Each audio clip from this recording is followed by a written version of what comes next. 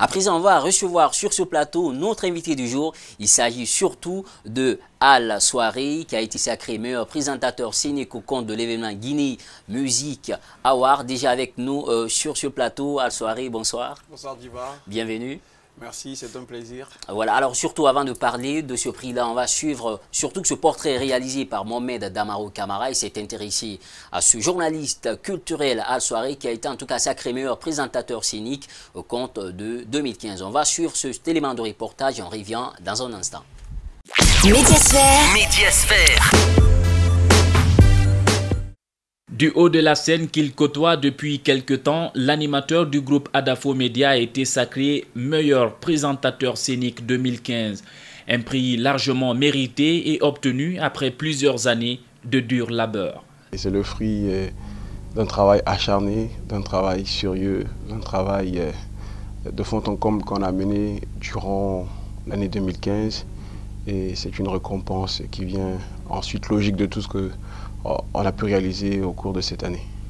Animateur culturel à ses débuts, coaché par son aîné Cheikh Soiré, célèbre animateur radio dans le temps, c'est en 2012 qu'Al prend goût de la présentation sur scène lorsqu'il lui a été demandé pour la première fois de présenter deux artistes à un spectacle au Palais du Peuple.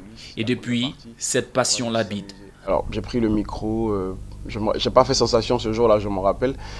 J'ai présenté les deux artistes en question et puis après j'ai disparu. Bon, voilà, c'était pas fameux, mais je me suis dit, écoute, mets-toi dans la chose.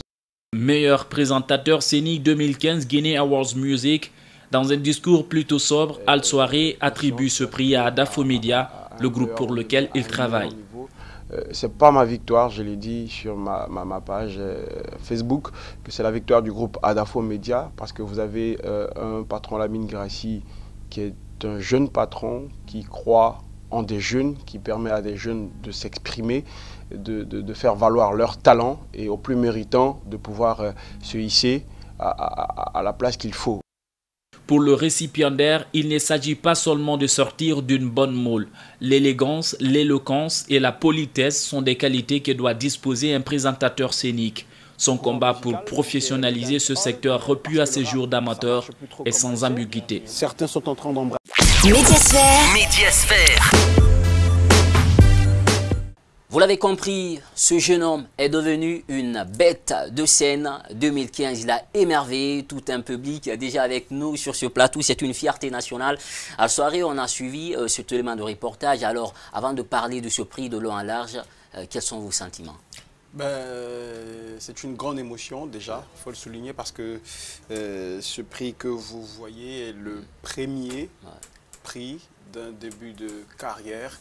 Donc je pense que moi, en tant que jeune journaliste culturel qui fait ses premiers pas dans ce métier très passionnant, c'est une fierté, c'est une reconnaissance à l'échiquier national.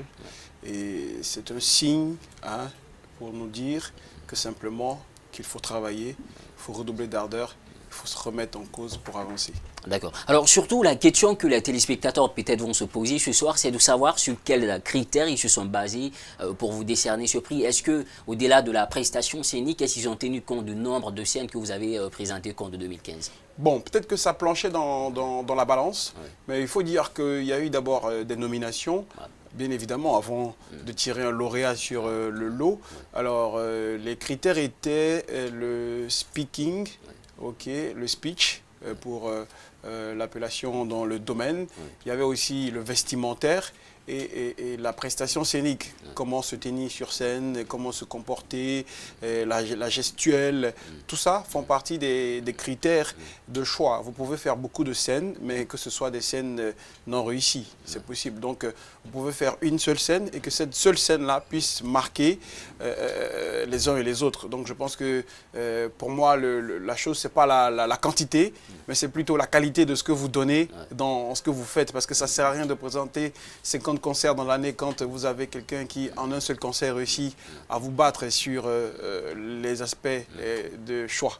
D'accord. Voilà. Et surtout, et c'est important aussi de le préciser, une forte personnalité, surtout sur la scène, puisque on voit que beaucoup manquent de charisme et aujourd'hui vous avez la chance d'avoir cela. Est-ce que cela aussi n'a pas pesé dans la balance? C'est possible, mon cher ami Djiba, mais moi je pense qu'aujourd'hui, chacun essaie de faire un travail sur lui, un travail d'image, parce que c'est très important. Beaucoup de nos devanciers ont commencé comme ça, tels que Banks, tels que Ibrahim C et d'autres noms que je ne pourrais tous citer ici. Je pense que c'est des personnes qui ont d'abord fait un travail sur leur image, parce que le charisme, il compte quand vous n'êtes pas un présentateur charismatique, quand vous ne répondez pas au niveau des attentes des personnes qui vous sollicitent. C'est difficile pour ces personnes-là de faire appel à des gens comme moi. Et je pense qu'il y a eu un travail d'abord d'image. Derrière, il y a beaucoup de recherches qu'on essaie de faire. On essaie de travailler le vocabulaire. Il y a la voix aussi qu'on essaie de travailler parce que elle ne vient pas comme ça, la voix. Okay?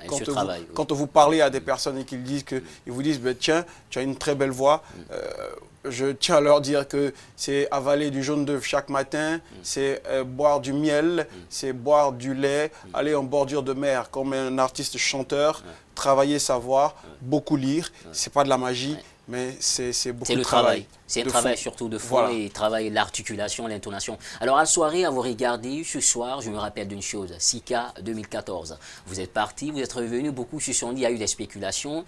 Il revient, bredouille sans un prix. Aujourd'hui, vous êtes sacré meilleur présentateur scénique 2015. Est-ce qu'on peut dire finalement, il n'y a pas d'échec dans la vie, mais c'est des rendez-vous ratés? Mais la vie est une sorte de perpétuel recommencement. La vie est une sorte d'éternelle remise en question parce que qui ne se remet pas en question, qui se contente de son acquis, est celui-là qui chute vite. Okay. Moi, je pense que cette expérience internationale qu'on a vécue du côté du Bénin au Salon de l'intégration culturelle africaine SICA, dans laquelle j'avais 19 challengers, okay. Même si c'est vrai qu'on n'est pas revenu avec le prix du présentateur live, mais ça nous a permis d'apprendre des choses et c'est ça le plus important. On a acquis en expérience, on a vu 19 autres nationalités dans notre domaine de prédilection développer leur façon de faire. Ça nous a permis de piocher dans tout ça et on est revenu au pays, on a essayé de se créer un style. On s'est dit tiens, on a échoué peut-être au Bénin, mais ce n'est pas la fin du monde. Il faut continuer parce que d'échec en échec, on finit toujours par réussir un jour. Et je pense que moi, je ne vais pas appeler ça échec. C'était une expérience enrichissante pour avoir découvert pas mal de confrères africains.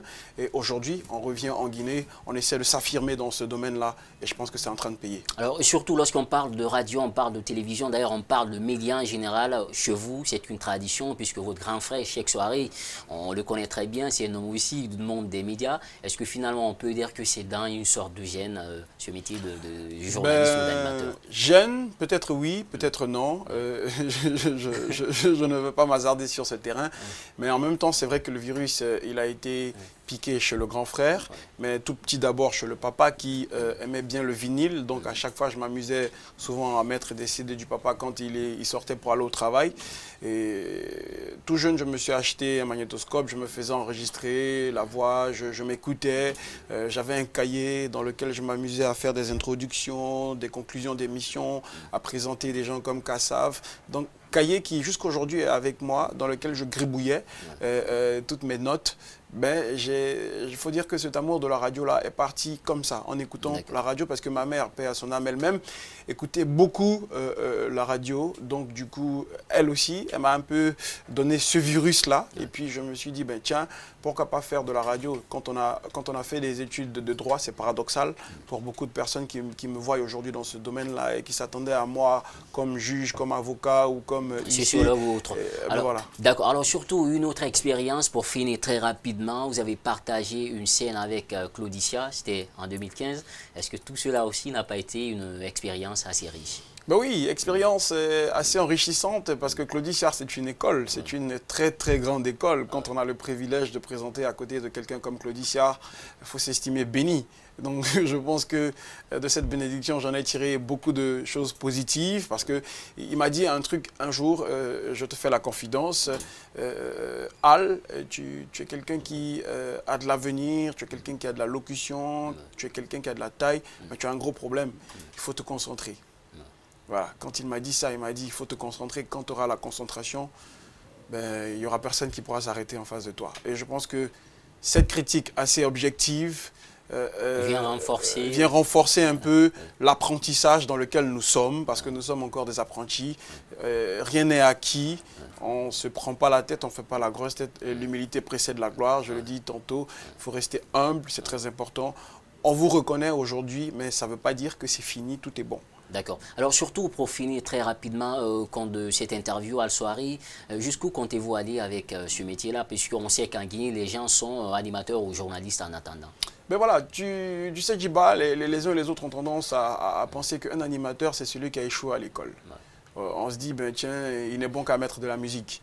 Moi, je dis non, aujourd'hui, un animateur, c'est celui qui a besoin d'avoir une culture générale assez large. Ouais. Un animateur, c'est quelqu'un qui a un background, c'est quelqu'un qui connaît un peu tout ce qui se passe dans son pays et dans le monde. Quand vous n'avez pas ces principes basiques, pour moi, vous n'êtes pas un animateur. Okay? Donc moi, j'ai la firme conviction de travailler sur un développement de carrière. Mon souhait aujourd'hui, c'est vrai que je suis à Dafo. Je remercie Lamine Grassi, je profite de ton antenne pour le faire, parce que c'est un jeune patron qui croit aux jeunes talents et qui permet à des jeunes comme toi, comme moi, de nous exprimer face au public qui nous juge tous les jours que Dieu fait. Mon objectif aujourd'hui, c'est d'être, pourquoi pas, à l'international. Il faut le dire ainsi. C'est bien beau que je suis un bon Guinéen, mais je veux me retrouver un jour, pourquoi pas, sur Canal+, sur TV5, sur RFI, sur BBC, pourquoi pas. Donc je travaille à cela. Je retourne à l'école pour faire les bancs, encore pour acquérir davantage de diplômes, si ça peut me permettre demain d'être ce jeune Guinéen qui puisse présenter sur Canal Football Club ou peu importe l'endroit où ça m'emmènera. Ouais. Mon objectif n'est pas de me limiter à mon pays. Élargir son champ de vision. Donc j'espère que mon patron me comprendra. J'aime bien en tout cas, espérons que sur ce plateau, ce n'est pas un au revoir. Voilà, mais quand on a envie d'évoluer, à un moment donné, on est obligé de partir. D'accord. Et je préfère aujourd'hui partir à l'international que de partir dans un média voisin.